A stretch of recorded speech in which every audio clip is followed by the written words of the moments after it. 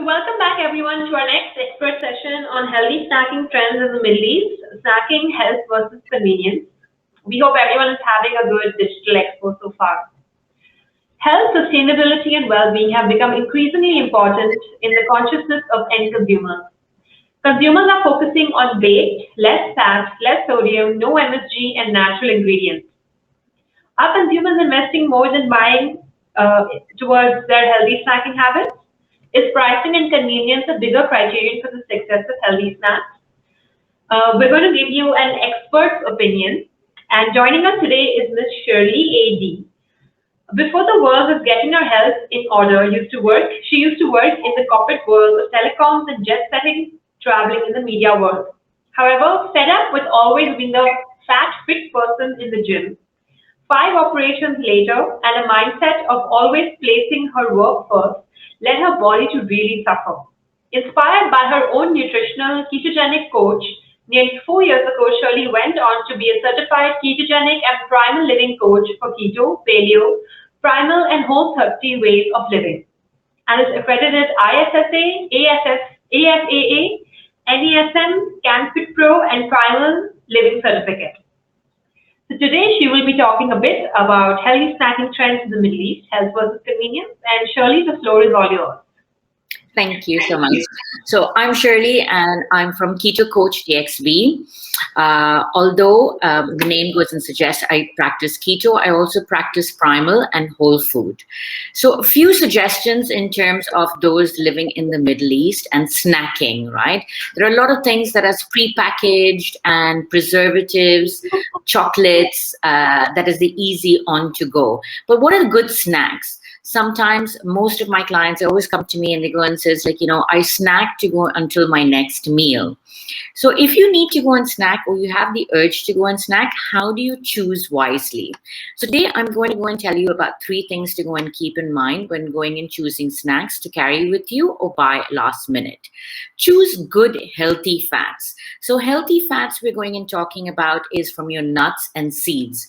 So you do see a lot of the nuts and seeds bars out there. However, a lot of them are honey infused or sugar infused, which will spike your insulin, which will make you go and feel more peckish within an hour or 2 of after having the snack. So you're more hungry and more likely to go and have the next sugar fix. So just choose the least amount of whole sugar, processed sugar that is there.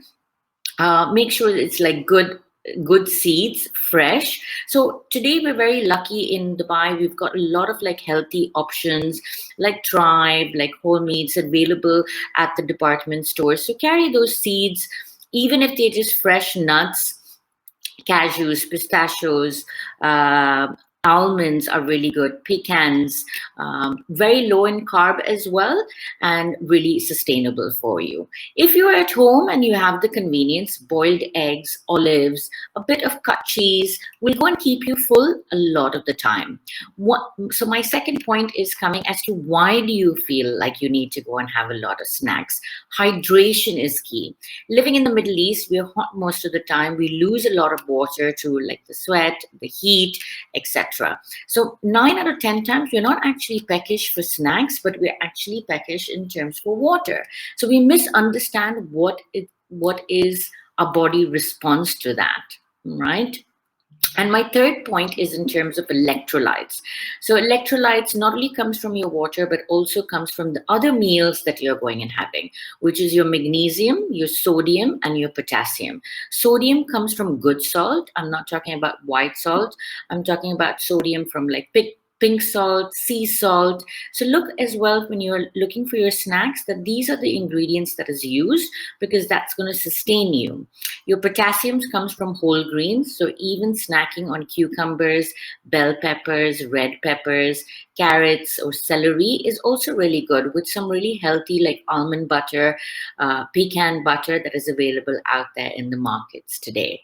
And your third one is in terms of your magnesium. So if you're not taking a good multivitamin, it's making sure that your meals have good magnesium content from red meats, fish,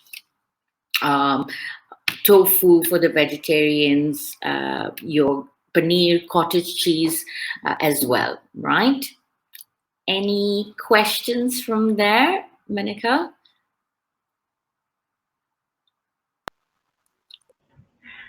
Thank you so much. Thank you for your really insightful points. So we do have a few questions. Sure. So this is a question that was asked before as well, about educating consumers about the organic and natural snack space or just healthy snacks. So how do you do that? Like, how do you go about doing that? And how should others go about doing that as well? All right. So when you're choosing anything in terms of the ingredients, always look at the ingredients. No matter what lifestyle you are, it's not about looking at, okay, does it have 9 grams of sugar or does it have this much of carbohydrates? Look at the ingredients. If you can recognize all of the ingredients, then that's good. Right. Number two, if sugar is mentioned as the second ingredient, that means there is a lot of percentage within it. If it's mentioned as the eighth or the ninth, or honey is mentioned as the eighth or ninth, that means very minimum is used in terms of the sugar preservative. Organic doesn't necessarily mean that it is clean. Recognize that sometimes labels are packaged organic, so it means they're using 3% of like organic nuts, but the ninth ingredients is MSG or other types of preservatives. So if you can't pronounce it or you don't understand it or it has these type of technical details, don't buy it. And what about those people who say no added sugar? So what do you have to say about that? So does it actually mean that there's no added sugar? No, so they mean there's no added processed white sugar, but doesn't mean there's no other types of sugar. So when you're looking in terms of whether there is sugar in the item, look at the ingredients again. If it has dextrose, sucralose, cellulose, so anything with OSE is sugar, basically just coded in a different word. Maltodextrin is something really harmful for your gut health. So I always advise clients who are on the gut health journey, a good snack would be bone broth to go and have. So that's quite handy as well. It keeps you full. It replenishes your electrolytes to go and look through. So, and also, like, and when you go and say that honey or agave is other forms of sugar, coconut sugar is sugar, it is going to spike your insulin. So, especially when someone is is insulin resistant or borderline diabetic and they're trying to avoid sugar, don't look at the second or the third ingredient being honey, agave, coconut sugar, or any of these. And we have one last question from the audience. What is your prediction for healthy snacks now in the coming 5 to 10 years? Coming to 5 to 10 years, see, a lot of people are doing intermittent fasting.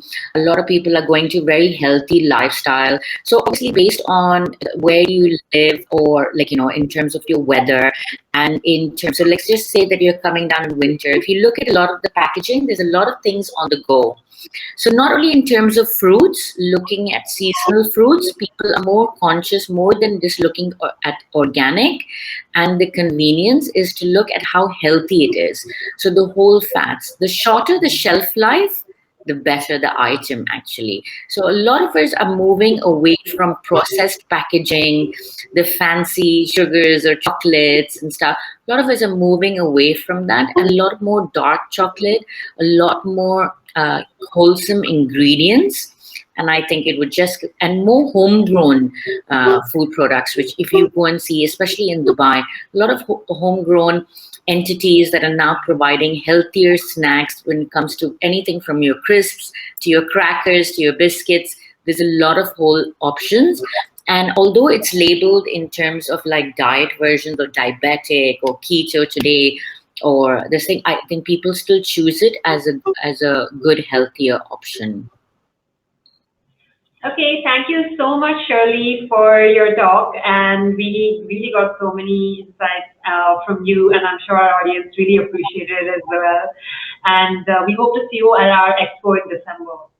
Yes, for sure. And I'll leave you with one tip. Before you go and snack or buy the next snack item, have a glass of water, wait 15 minutes. If you're not peckish, that means you were thirsty to begin with.